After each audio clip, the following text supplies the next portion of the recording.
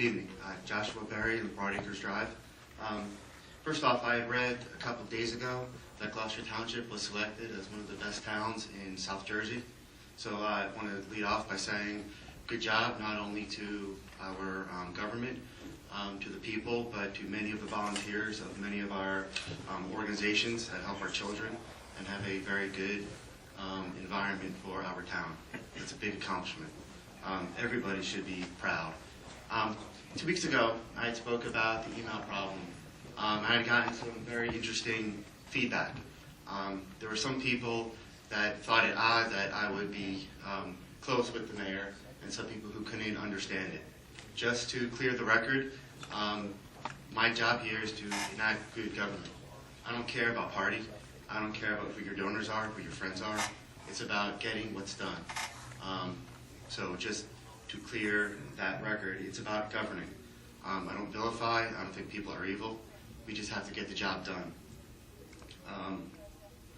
That said, there have been a number of very wonderful improvements that I've seen when it comes to government. We've all talked about the access, the shared services, and the energy audits. They are a very good thing, but they are just a start. There is a lot of work left to be done to achieve our mayor's vision of having the best government in South Jersey. There are proposals and ideas that have been floated out there since at least 2004 by groups like the New Jersey Taxpayers Association, the Cherry Hill Reform Committee, the Citizens Campaign, and then actually a group that I had chaired years ago, the South Jersey Citizens for Property Tax Reform. These all deal with fundamental governmental reforms that we need to make. Things like having an energy audit to lower costs, yes, it's a good government policy, but it fundamentally doesn't change some of what drives up the cost of government. Why it's more expensive here in New Jersey than in even our neighbors. Some of these issues are things that our legislature needs to do. Some of them are municipal changes. In the case of what our legislature needs to do, there's no reason why we can't do it ourselves, even if they fail to. And anyone who's been following our legislature or our previous governor knows how hard it is to get some of these reforms in place. They're not easy, I'll be honest, but there's no reason why we can't take a leadership role and do it ourselves. Over the next few weeks, myself and a couple of other people will be introducing a number of reforms that I hope all of you will embrace and work with us to pass. Those reforms are a complete ban on pay-to-play, including appointments and no bid contractors. This is something that has been passed by over 100 towns over the last couple of years.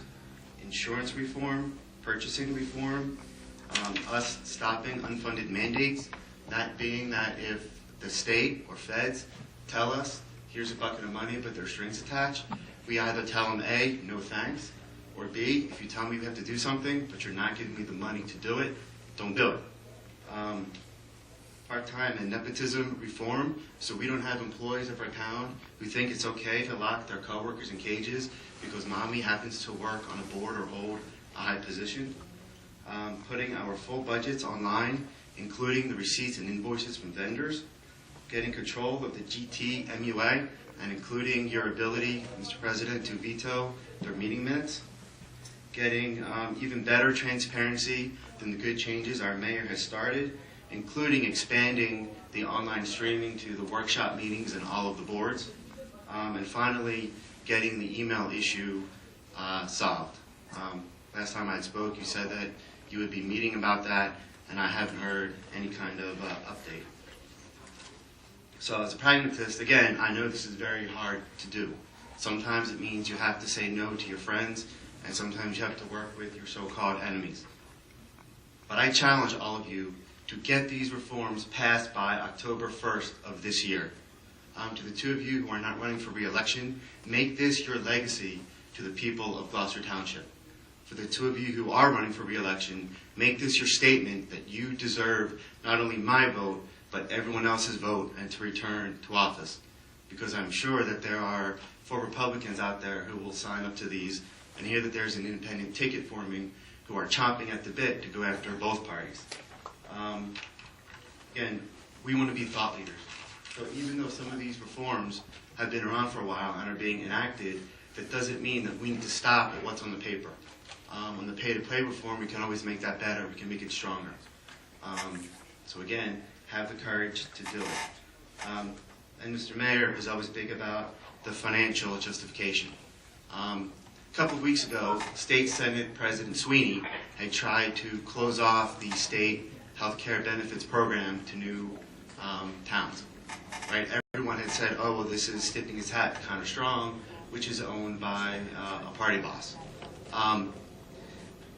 Camden County College and Lenape Regional School each saved $2 million by joining this program. The college has only 450 employees, while Lenape has got 1,250. And so one of the questions I have is, why did we go with Connor Strong and not this other program? And now I don't know if we would save $2 million, but imagine what $2 million could do to our budget. Instead of having a 0% tax increase, we might actually be able to have a decrease. So again, there's your financial motive. If we get in some of the reforms in how we get our insurance and take out the complete pay-to-play, these types of things may be easier. And again, the perception is you make these reforms, you deserve to be voted back into office. So anyway, I see that my time has expired. I won't take up any more of your time, except to say that if you think you're going to get pushback from the state, from other towns, fight it. Let them come to you and say, this is too far, this is too much. I guarantee you will win in the press. You will win in the public opinion. Everyone in here has heard of Steve Lonigan. He earned his name by saying no to the gas tax some 5 or 10 years ago. We have a governor now who supports reform. 2011 is our opportunity for reform. Not only do we have 4 of you up for re-election, but our entire legislature is up. None of them are going to stand in front of a microphone and tell you you can't enact good policy. This is your chance to shame them into doing what needs to be done. And I want our town, my town that I live in, that my children live in, to be at the forefront of having the best government in the state. Thank you. Thank you, Mr. Mayor.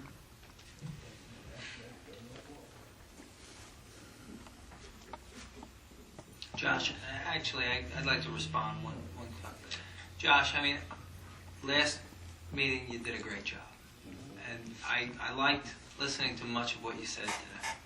But I got to tell you, there came a point in your statement that you kind of took a shot at someone. And you lose your effectiveness when you do that. When you refer to somebody, you bring in somebody's mommy. I know the person you referenced, and that's very hurtful to somebody like that, and you got to be careful. Well, Mr. Hutchison, maybe you're right, but when I read articles that we're being sued, which is again costing us money, makes our town look bad, because I don't have the quote with me, but it was that his mother worked for, and I forget what role she had, he felt entitled that he could get away with whatever it was he thought he could do because of his family connection. That to me is insulting, I'll be honest. And if I came across as hurtful, then I will apologize in front of the camera and Sean. But as a taxpayer and as someone who follows up on my town, it makes all of us look bad. There's no reason or excuse to have that kind of culture within our staff. So again, I'll do the mea culpa. You're right. I was out of line. Other than that, Any other questions? Thank you, sir. Anyone else? Seeing no other hands, we close the